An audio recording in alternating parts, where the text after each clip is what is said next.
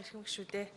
Монгол Улсын засгийн газраас 2018 оны 5 дугаар сарын 18-ны өдөр өргөн мэдүүлсэн орон нутгийн хамгаалалтын тухай хуулийн төсөл болон хамт өргөн мэдүүлсэн холбогдох хуулийн төслүүдийн анхны хэлэлцүүлгийг Улсын их хурл 2018 оны 6 дугаар сарын 21-ний өдрийн нэгдсэн хуралдаанаараа хийж эцсийн хэлэлцүүлэгт бэлтгүүлэхээр аюулгүй байдлын гадаад бодлогын байнгын хороонд хүргүүлсэн билээ.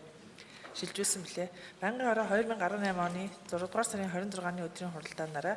орон нутгийн хамгаалалтын тухай хуулийн төсөл болон хамт өргөн мэдүүлсэн холбогдох хуулийн төслүүдийн эцсийн хэлэлцүүлгийг Монгол Улсын их хурлын чуулганы хуралдааны дэгийн тухай хуулийн 23 дугаар зүйл заасны дагуу хийж төслийн агуулга, бодлого, зарчмыг алдагдуулахгүйгээр зөвхөн үг хэллэг, дэс дараалал, бүтцийн шинжтэй дараах найруулгын засварыг төсөл тусгасан болно. Тухайлбал төслийн нэр томьёо үг хэллэгийг чиглэхийн тулд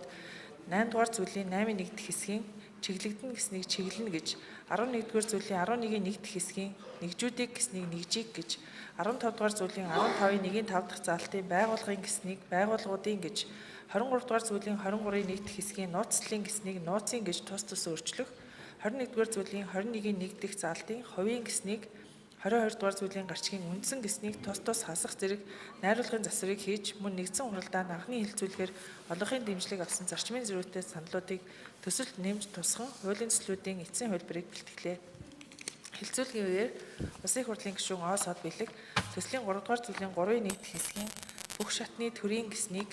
төрийн бүх шатны байгууллага гэж өөрчлөх гэсэн зарчмын зөрүүтэй санал гаргасныг Монгол Улсын их хурлын чуулганы хуралдааны дэгийн тухай хуулийн 23 дугаар зүйлийн 23-ийн 2-ын 3 заасны дагуу санал хураалгахад байнгын хорооны хуралдаанд оролцсон гишүүдийн олонх дэмжсэн бөгөөд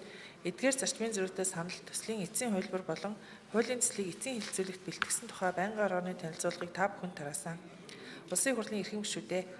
орон нутгийн хамгаалалтын тухай хуулийн төсөл болон хамт өргөн мэдүүлсэн Монгол Улсын батлан хамгаалах тухай шинжилсэн найруулга хуульд өөрчлөлт оруулах тухай, дайчилгааны тухай хуульд нэмэлт оруулах тухай, зөрчлийн тухай шинжилсэн найруулга хуульд нэмэлт өөрчлөлт оруулах тухай, зөрчил шалган шийдвэрлэх тухай хуульд нэмэлт оруулах тухай хуулийн төслүүдийг хилцэн баталж өгөхийг та бүхнээс хүсье. Анхаарал тавьсанд баярлалаа. Ундраа гишүүнд баярлалаа. Ажлын